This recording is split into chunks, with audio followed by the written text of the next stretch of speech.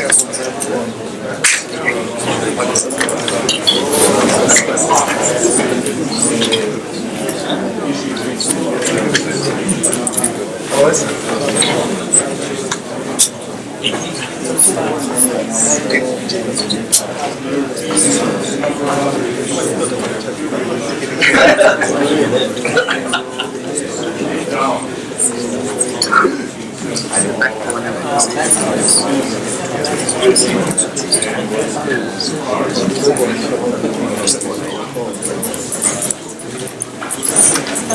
afternoon, everybody.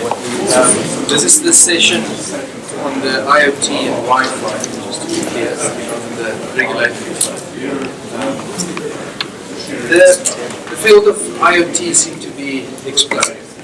There's lots of talk about smart and infrastructure and interoperability and reliability and all of that.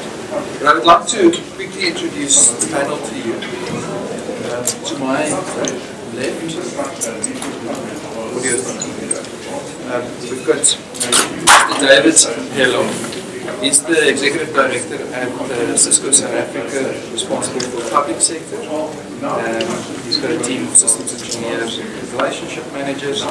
Been in IT for many years, and I think he will tell us about Cisco's views today. Next to him, we've got Alvin Mistry from Intel. He's the enterprise lead for Intel South Africa, and as the lead for the sales and marketing part of Intel, specifically large business and government part. Dr. Ubiquitous is a chief researcher from the CSR, responsible for the research group leader of the Internet of Things group at the CSR, Roux Institute, and as research group leader, he's focused on the creation of smart solutions applied to resources, assets, and environment using the Internet of Things. Next to him, we've got Maurice Louis. He's the chief technical officer of Comsol.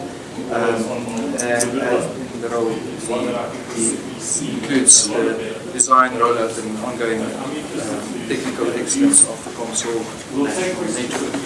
And lastly, we've got Graham Benneker. You know him, Internet Service Provider Association chairperson. He also leads the Internet Exchange of South Africa. All very well known and So, with no further ado, can I start the session by asking David if you can give us a bit of a definition. What is Internet of Things? Where does this go internationally? What's the technology trends? Okay, thanks a lot, Kobus and my fellow panelists.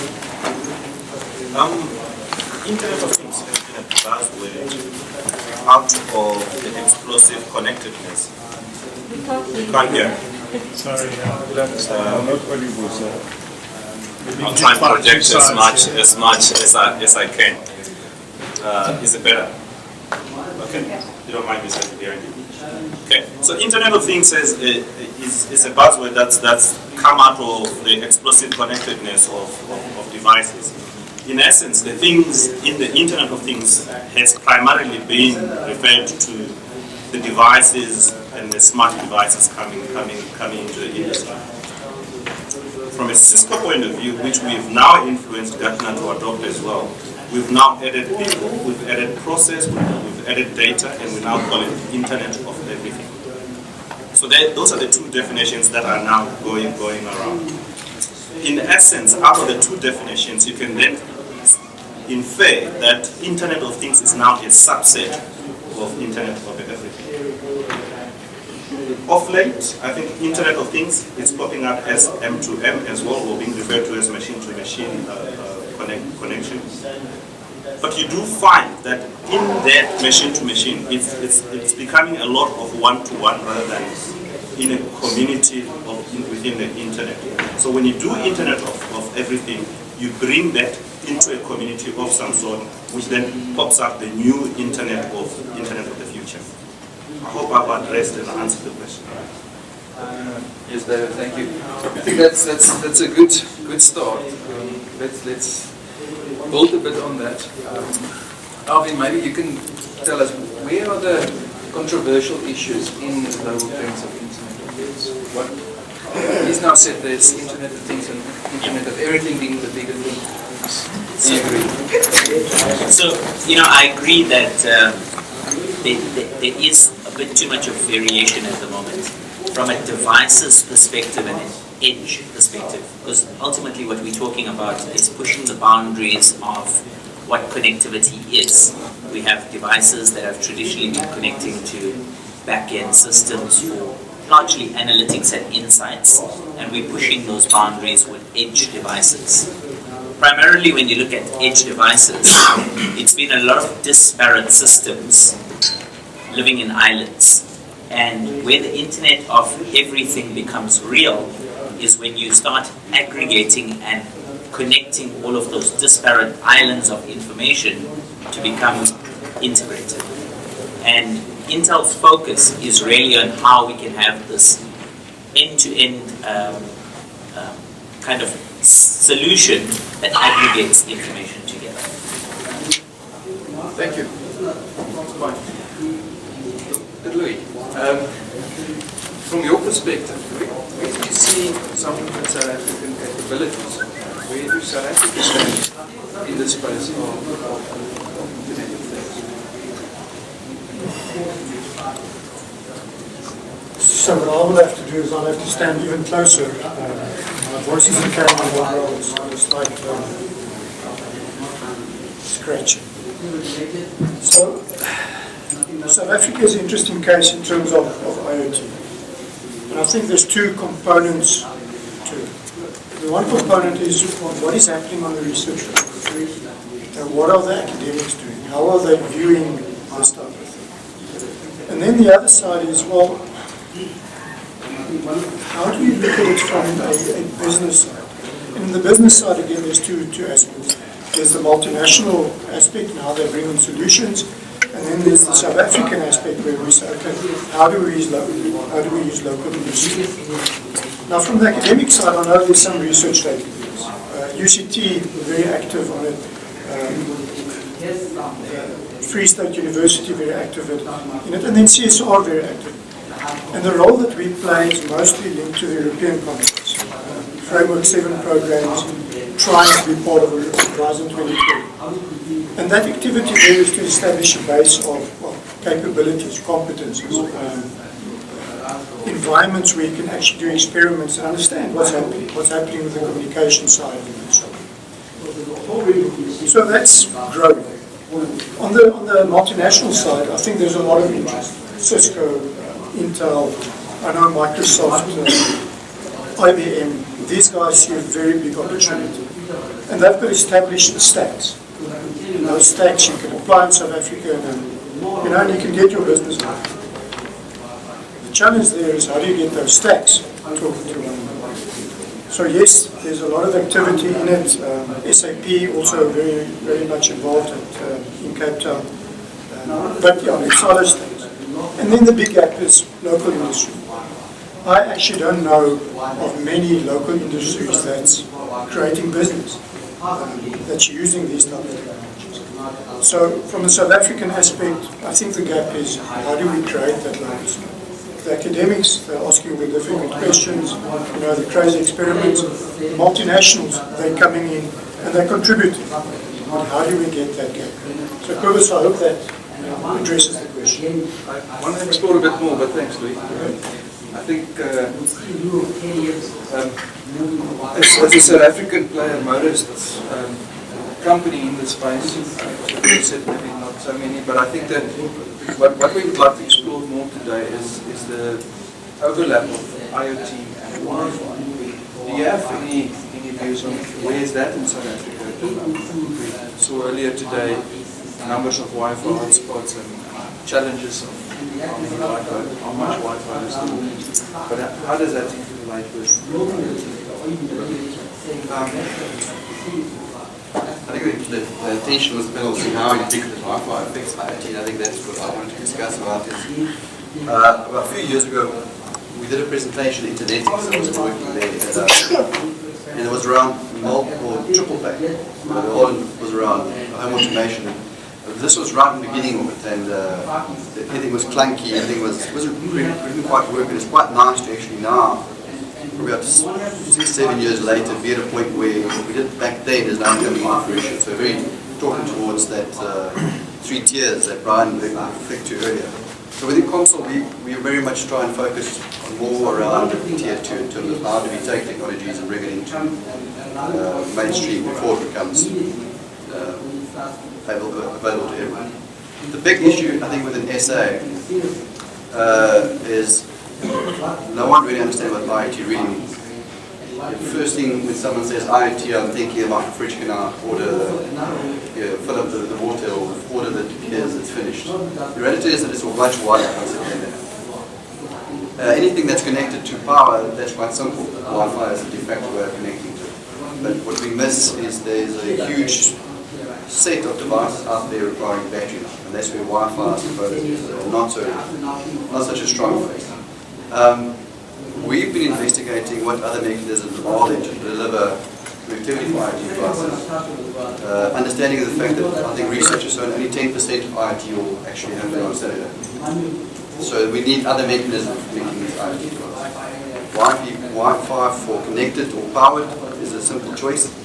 Again, there's questions around QoS, which is where the carrier grade solutions comes in place in real time, and also your choice of actual queuing mechanism on the IoT platform. But the big thing I think for South Africa is around what spectrum do we have to go into. There's quite a lot of technologies. We had a good discussion earlier around what's available for SA.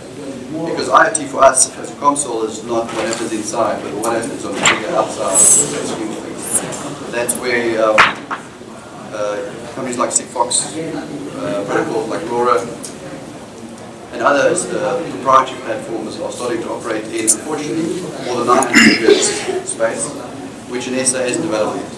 And I think this is an age-old question. How are we going to get ICASA to release that spectrum for actual use by real people? It's currently sitting there dormant, and I think South Africa needs to come to a way of, hopefully, the Wi-Fi alliance and this group of people to motivate that spectrum to be released to follow international trends.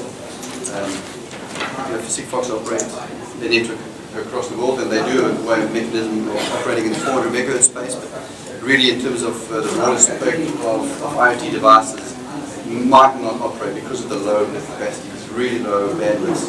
Yes, you gain range and you gain battery life because of it, but with 900 MHz operate now really start giving you the option of delivering decent capacity, albeit 150 MHz, but how much we really think IoT is going to need.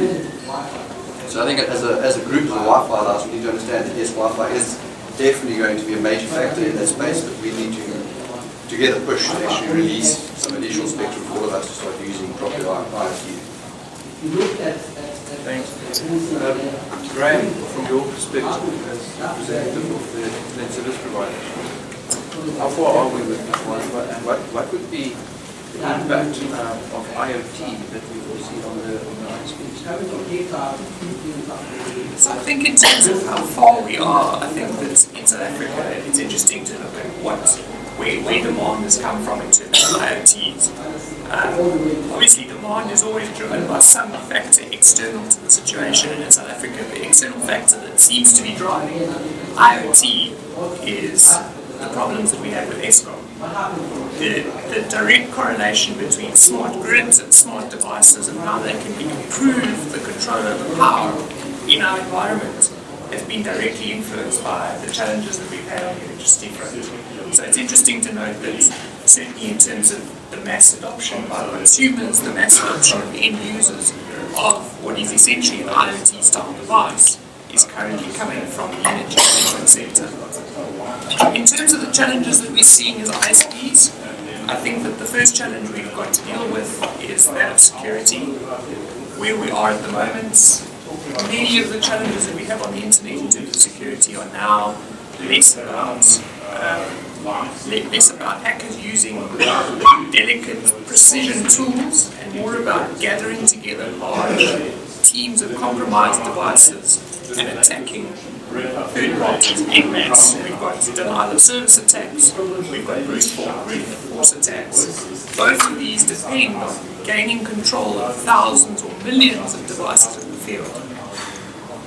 Now, up to this point, there's been a limited number of these devices. We've had very often the big culprits here are home internet routers, and many of these devices are sold at a very cheap price.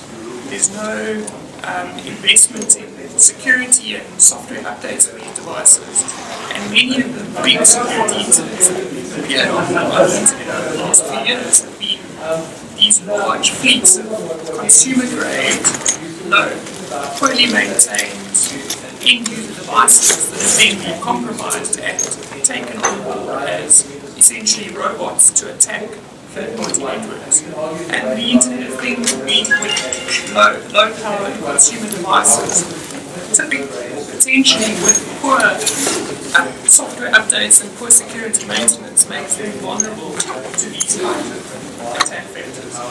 The other issue that we've got is that globally we're facing a shortage of internet addresses. As some of you might be aware, in all areas of the world except for Africa, we've run out of IPv4 addresses. The Internet of Things, the number that are in use already has exceeded what's available on IPv4. So moving forward, we're going to exceed what we can even achieve through utilizing NAT and these kind of things. And the only way that we're going to sustainably bring an Internet of Things or Internet of Everything online in the next couple of years is to properly roll out the new addressing scheme of IPv6. Interesting that you mentioned the security issue. Some of you have experienced yesterday at Kobus the cloud for a few hours, and we've experienced the impact of energy losses 2 hours at a time in a few weeks. What I'm very worried about is how that security issue is going to go bigger and bigger with the Internet of Things, especially if we start integrating it into automation of utilities, automation systems, production areas and so forth. I'm going to ask again the multinationals next time, what is happening on that security front? Is that being addressed? One of you want to take on? Yeah.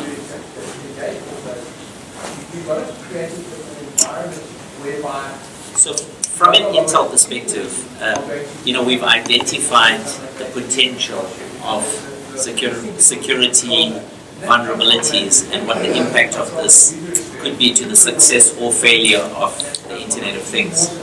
And from a sensor perspective, going all the way through the various kind of hops until it gets to the back end. And I've mentioned this before because, just to repeat myself, we do all of this great stuff for the insights, right? And the information that comes on hand from what these sensors and Internet of Things can afford us.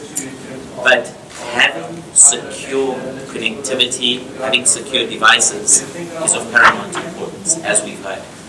So from an Intel perspective, we've actually baked in the security into the underlying hardware, into the underlying silicon, to make sure that security is part of the DNA of the Internet of Things. To give you one example, in Africa, we're currently exploring using the Internet of Things and using sensors to better manage proactively conservation. Right? We have a huge scourge in our hands in the form of rhino poaching and other precious wildlife being poached. From having all of the technology in place, can you imagine the ramifications of poachers potentially getting a hacker to then take advantage of all the hard work that we've done and honeypot exactly where this precious animal is, only to use for their ill games? And it's kind of counterproductive and will serve to exactly the opposite of what we're trying to achieve. So security being a part of the DNA is very, very important. David, do you want to add? when we came up with the definition and started looking at the inclusion and the integration of people in the frame of processes and analytics, the data is for context-based data. Security was sort of highlighted as the number one. Other than security at device level, there's also security at the back end from a network point of view. There's also security from the applications that are interacting with these devices as well. Can you imagine if we have to take pacemakers and get them to start talking to the doctors and get them into a cloud of some form, into the Internet of Everything? Simply, if you get a hacker, and there are 10 of us with pacemakers here, we'll hack onto that, and the next thing we do. So that, either at a device level or at a network level, if you're using Wi-Fi, has got to be robust. So we've identified that. And you will see, as part of the benefits that's going to come out of the economies and the revenues that's going to come out of this, is the development of security type software, either at hardware, back-end, and even applications to try and curb anything that will pop out of this. So this will be the benefit in terms of growing the economy and further developers as well and innovation as well. So, okay, that's interesting. I want to know then, what needs to be done to unlock the opportunities in South Africa? Where's those opportunities? Are there opportunities for us to develop things locally that could be exploited globally? Are there opportunities to do it locally in South Africa, here? And what needs to be done next? Where's this? Is there enough trust in the industrial application, mission critical applications for IoT to take off? Or is spectrum the biggest issue? Or if the security is being addressed with the issue? Louis, maybe you have some views on that, and also about it from your side? Yeah, I definitely have views. So you can look at this again from two ways. You can look at it a technology way. How do you unblock it in terms of technology? Security. What do you need to do? Do you need to use VPN tunnels? So, and I'll elaborate on that just now. Then the other side is the societal, the business way. And I think that's where more of the challenge lies in South Africa. In technology we can research, we know how to do it. We're not maybe that successful in doing it, but we know that we've got to bring in security at the chip level. We know that we have to bring in IPv6 in terms of the ISPs. Those are key technology issues that we need to unlock. And that will take time to do. But then on the business side, the societal side, I think that's more difficult. How do you get a municipality to open up data? That's a difficult thing. How do you get a business to really buy into this? To say, look, I'm going to open up my building, we're going to instrument it, and we're going to run this application. So, how do we do that? Do you establish trust? Do you show the benefit of this? Use cases where it's actually succeeded? Do you throw a lot of money at it? That's where the limitation is. That's where the big barrier is. The technology will get over time. It might be difficult, but so how do you unblock it? You get somebody to trust. You get somebody to say, look, I'm going to be open. And I'm going to be part of the use case in South Africa. And it might work out and there'll be a lot of success, but the business also needs to be aware that, look, it can fail. Technology might make it too difficult, or the business side of it, doesn't bring in money. And so that's the question also at the business side. Do we need to make money immediately, or do we say, look, the quality of life that we're improving right now, that's enough of the business case? So for me, those are the two aspects that we need to unblock, that we need to get out there before we can get real value.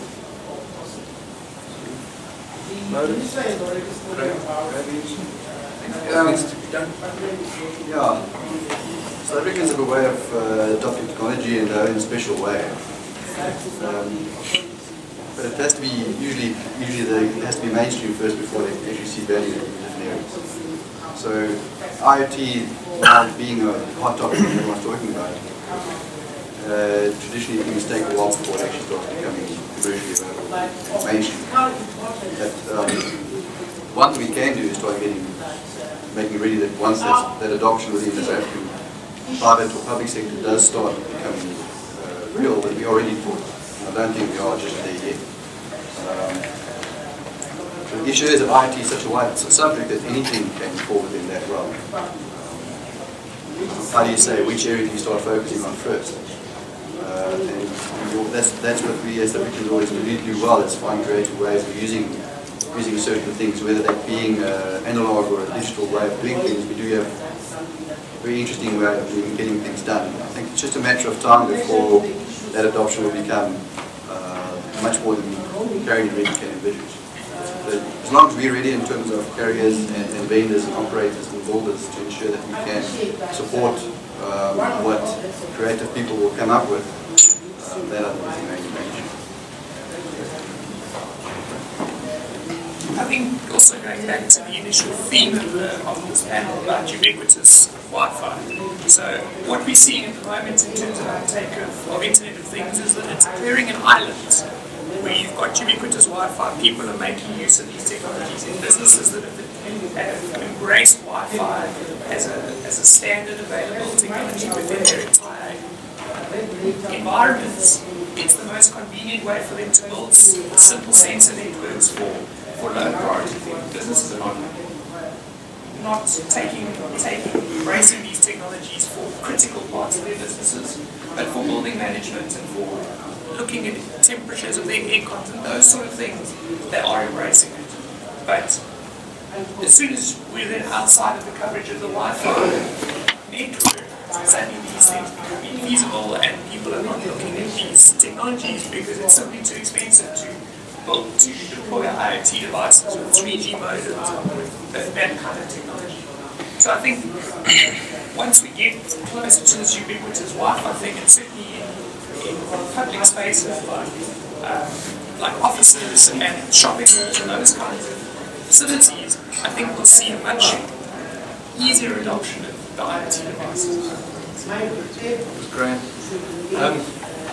By the sound of it, a lot of this still feels like an infrastructure, or maybe it's still a device issue.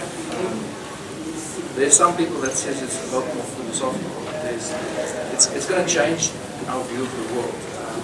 We as individuals, humans may have to start marketing to cars and things, or the things have to start interacting with each other. Once everything is connected to the world, all of this can work on. But I think we still have some distance from it. We still have infrastructure problems.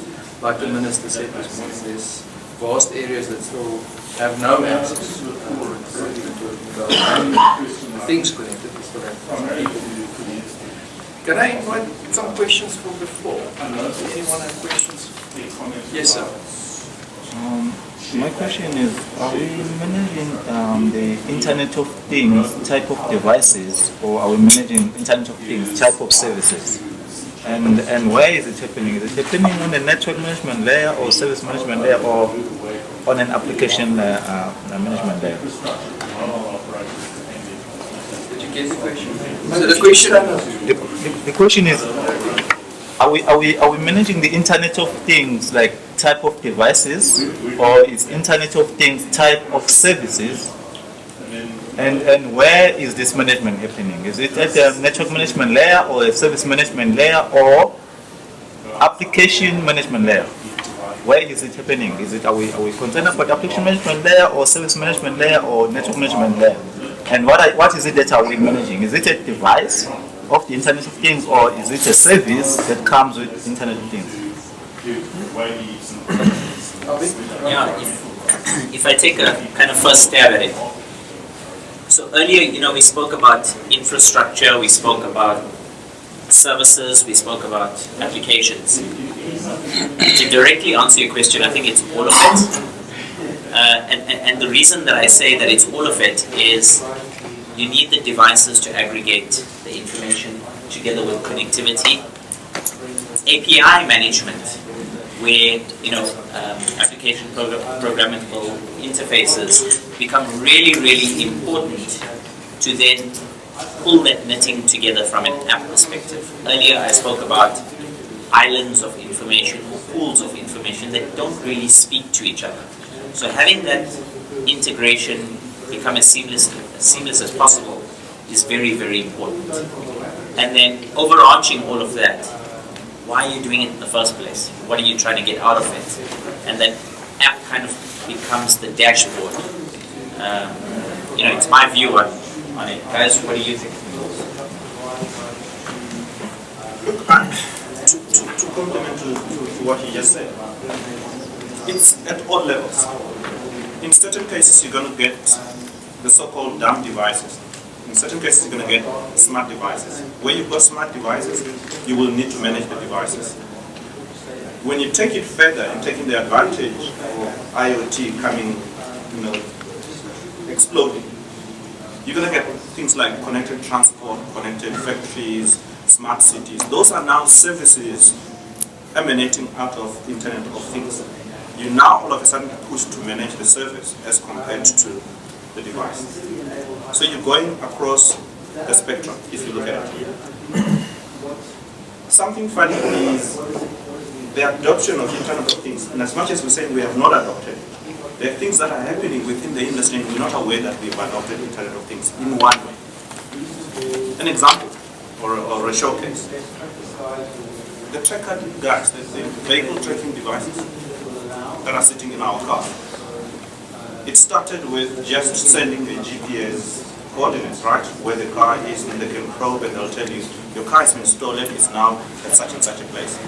It's now moved from there to even inform you whether you are driving faster than the allowed speed in the road, whether you're braking harsh, harsh cornering and all that. Metrics, for instance, are giving that information on your cell phone. The question then comes, they're using mobile and mobile network to do that. There's got to come that bridge where they move on to the Wi-Fi or ubiquitous Wi-Fi as we're calling it within the context of our discussion. But we have adopted a machine-to-machine collaboration somewhat. So we are there unaware into the Internet of Things and adoption thereof. It's now a question of, are we defining that as Internet of Things? Are we on our way there? And I take a stab at that. I think that what will make Internet of Things a success is not the technology, it's not the management of network technology systems, it's what intelligence you get out of it. What's the business value? And business value is through all of these stacks. I think what the Internet of Things, some people in the Internet of Things are pushing is paradigm shifts from the cloud and big data and all of that is happening. Internet of Things are saying there's more intelligence in devices, there's more intelligence at the edge. Things like the security and inherent trust needs to be there more in these systems. For me, the difference between Internet of Things and machine-to-machine is the one is just a way of communicating, the other one is a way of extracting value.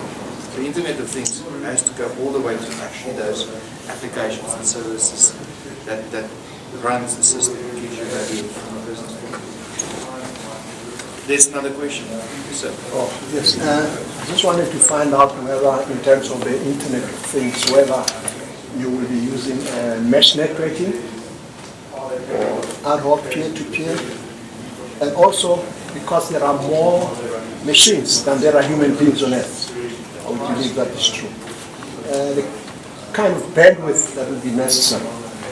And what is the distance that one would have to be far away from the access point at the highest speed?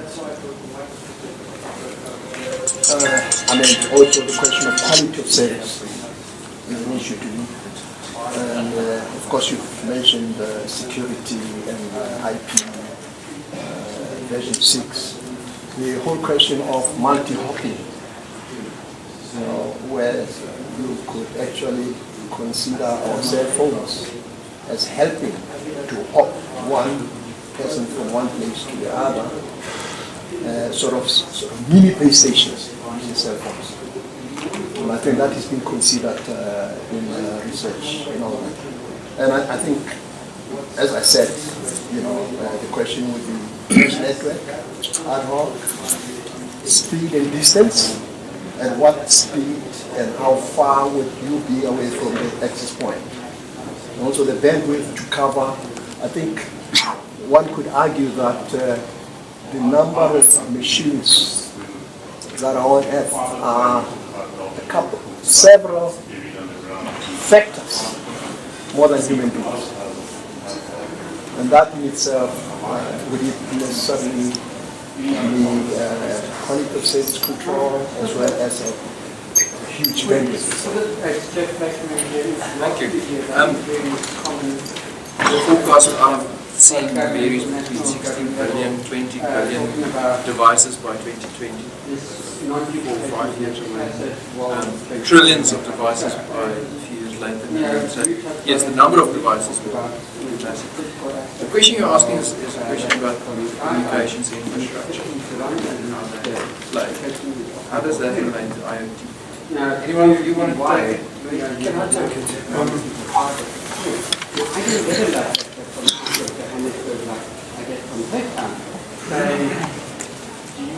So infrastructure, you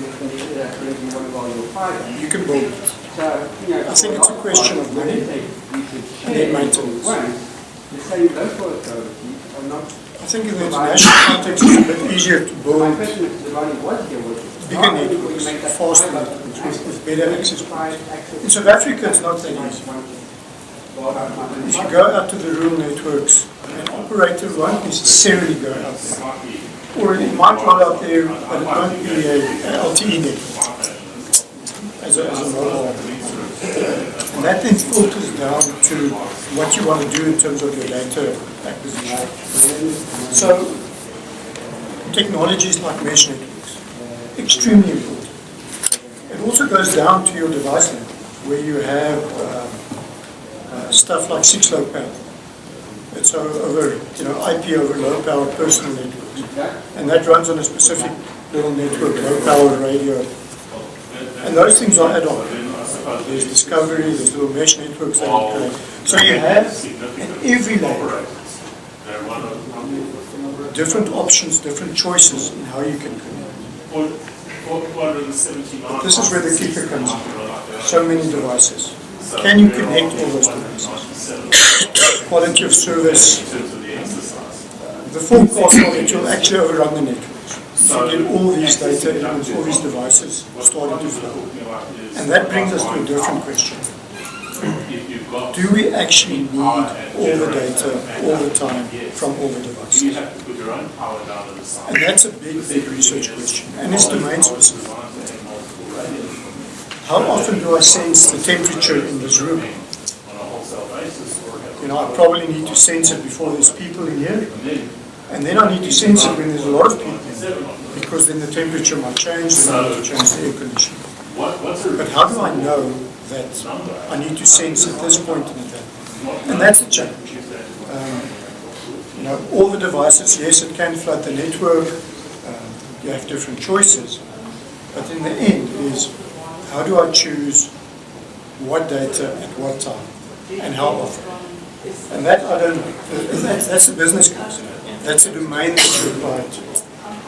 And that's where the interesting stuff comes in. Yeah. I've tried capturing a few things out of your question. One is mesh or not. Is that the way to go? If I just look at the showcases in terms of the smart cities, like Barcelona, for instance, they've adopted a mesh type architecture, and it's working for them. So they built it with a view to expand on that. So they adopted that architecture. There are other cases where countries or cities are adopting smart metering, for instance, and they use purpose-built radio type connection, where all a meter does is measure what the usage and connect it up. There's no communication down. But if you look at a proper smart grid, you would want to talk back to the meter and do demand management, right? Therefore, it dictates what type of architecture you take, whether mesh or one-to-one or peer-to-peer, as you call it. The other side of the question is, if you look at the security space where you've got a video camera sitting here, do you just capture the moment when there's a break-in and send an alert and a snippet or a snapshot? Or you send a video as well? Or you send it all the time? I think that's a dangerous question. If a user says, I want to see all the video all the time, then you have to send the video all the time, every minute, every second. Others will say, no, I want to see the video 5 minutes before the breaking and 5 minutes after the breaking. And that's what, it becomes a context-based type of communication. So that's, again, it's a value thing that the business has to decide on. But the showcases at the moment that we're seeing both. We're seeing peer-to-peer in certain cases, we're seeing mesh in certain cases. It's a cost-driven thing.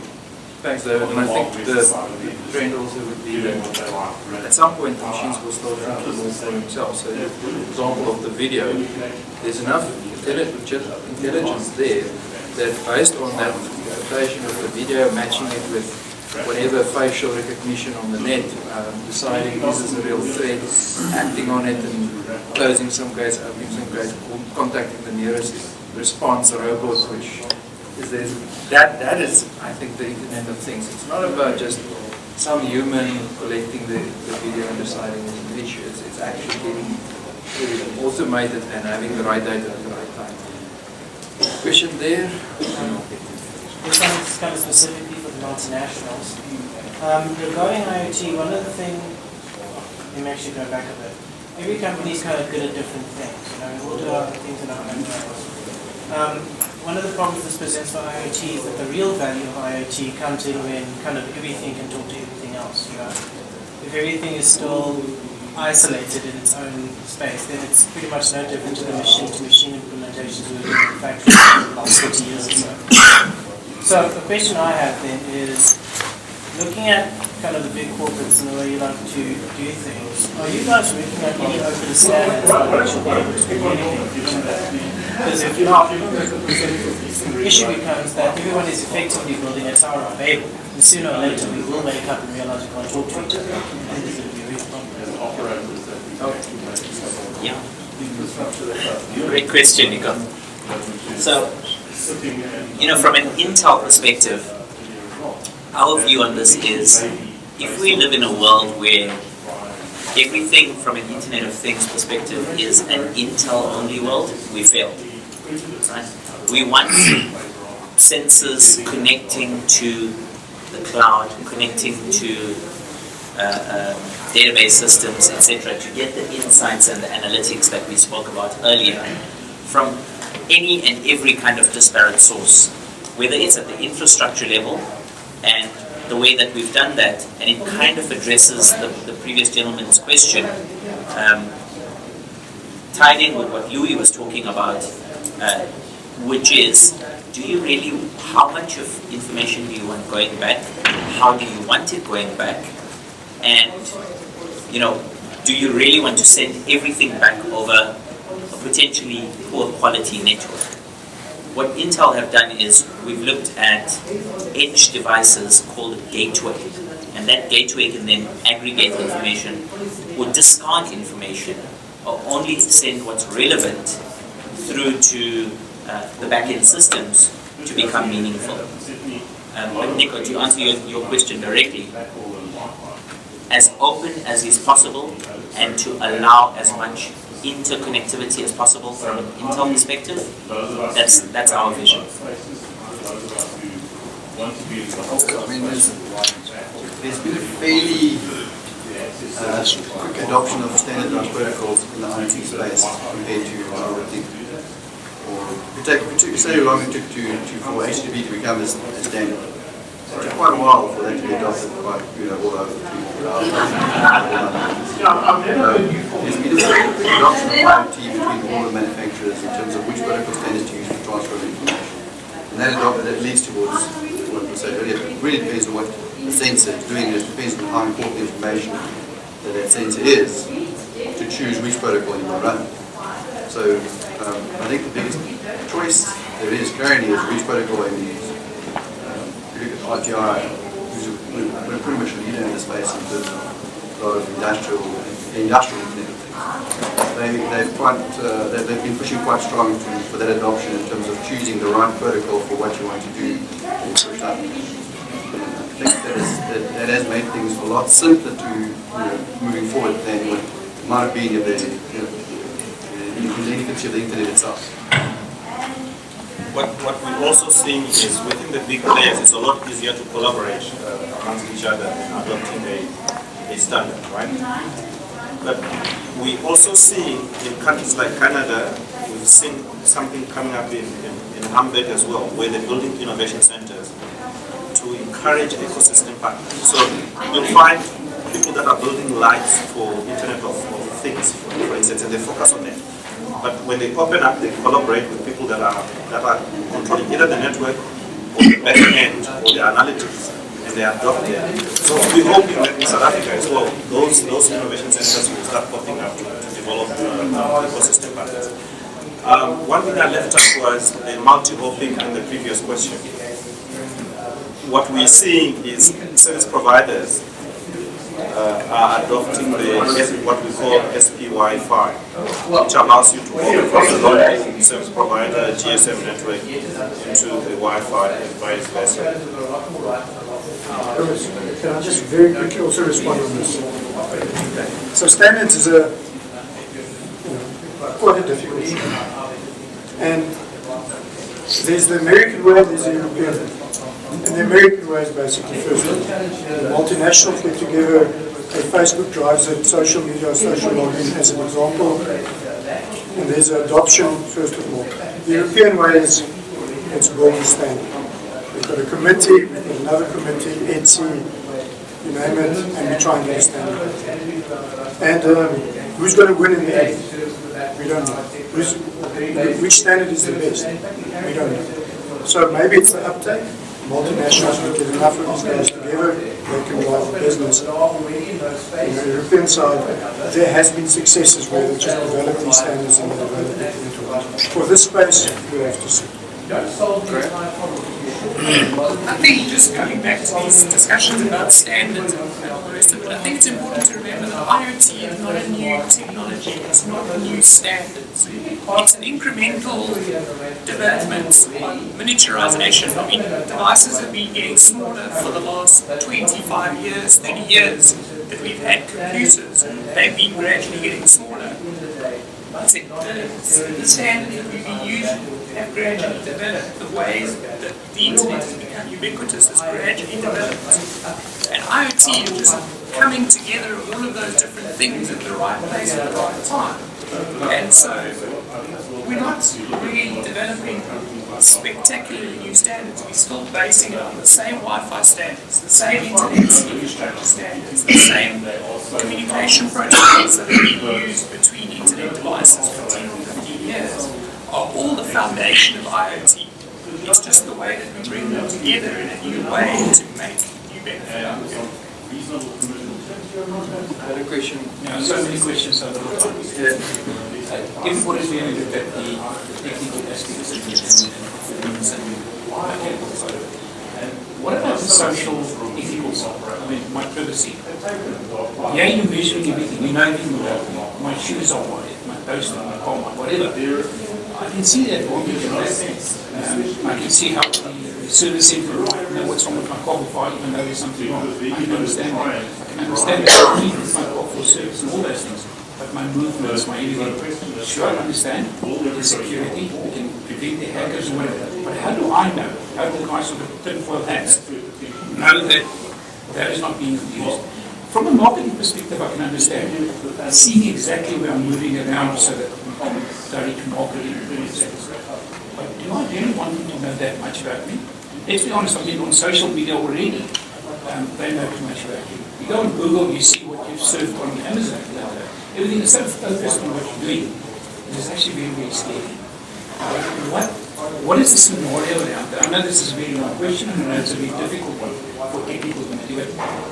What is the backlash going to be from society once this becomes ubiquitous and it's all over?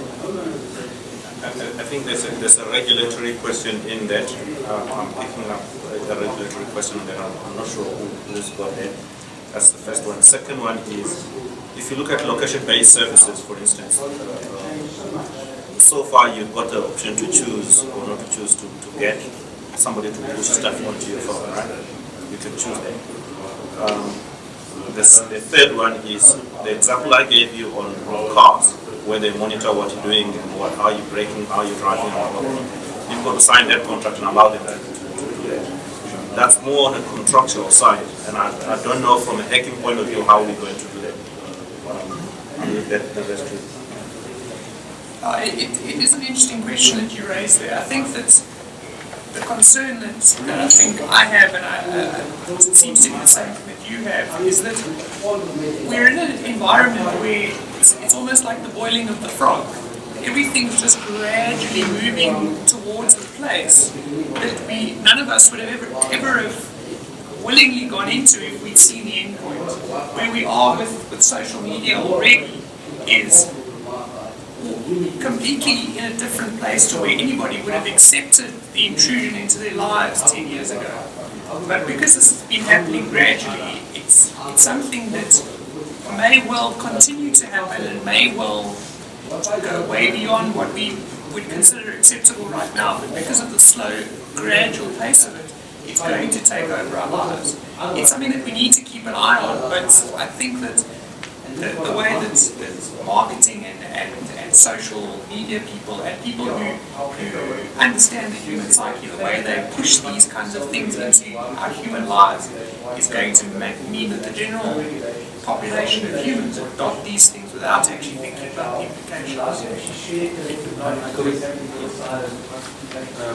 I think that it's a critical issue and we do need to understand it. We don't have much time to go into this, but in this audience everybody is familiar with technology. I think what needs to happen is those that's not familiar with technology, they need to get to the point where they're aware of the issues, they're aware of the decisions they make. And users, people need to give them the choices. I saw what Brian presented a bit earlier. I was one of the either victims or beneficiaries of the new innovation. And I really struggled to get my two different devices not to register with the same Facebook account on the Wi-Fi access. But I didn't choose, it happened to me. I knew what was happening, but for the general public, they don't know what this innovation happened. Last question. Who's got really a big pressing question? I don't think it's a question. Now the panel is growing. I'd just like to make one point. The same on social media, you can still control it. You can decide to either use social media or not, or who you want to be friends with or not friends with. But when you look at the Internet of Things, it's something that they're not asking you this happen. Because whatever you buy, whatever you do, it will happen automatically already. So how do you manage that? I mean, should then you not be able to, shouldn't then you be asked the question every time, do you want yes or no? Well, I don't think in the IoT world that's not possible. Google tracks everything you do. But, I mean, you've got the right, European people have pushed it quite hard, the right to be forgotten. And in Europe you can request that your profile be removed. So there's it might not be that easy, but you can ask for it. There's an important role that government has to play to ensure we have those rights in place. Not to monitor, it has the frameworks. That brings us back to 3 minutes. Right. So, the question I have is, maybe I should just summarize, but from a Wi-Fi forum point of view, representing the South African industry, our interests, what should the forum do? Should there be working committees? The issues, this is maybe a summary, issues that I've picked up out of this conversation: security, understanding the implications of security, the ubiquitous of Wi-Fi being out there and being hacked, if we extend it with devices, what are the implications? So they're all security issues. The issue on the networks, if the number of devices grows exponential, will our networks do that? I thought the issue of quality of service, the money after the maintenance, that came out as a different perspective. As technologists, we often don't know the repercussions of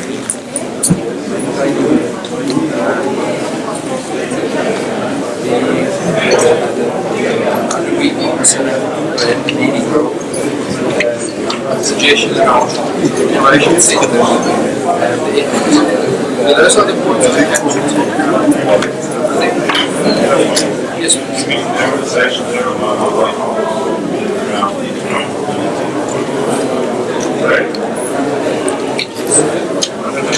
so the point added was around conversations with mobile networks around interoperability with. Are there any other strong suggestions? Sound. I thank you very much for participation. It was a very interesting session. Thank you.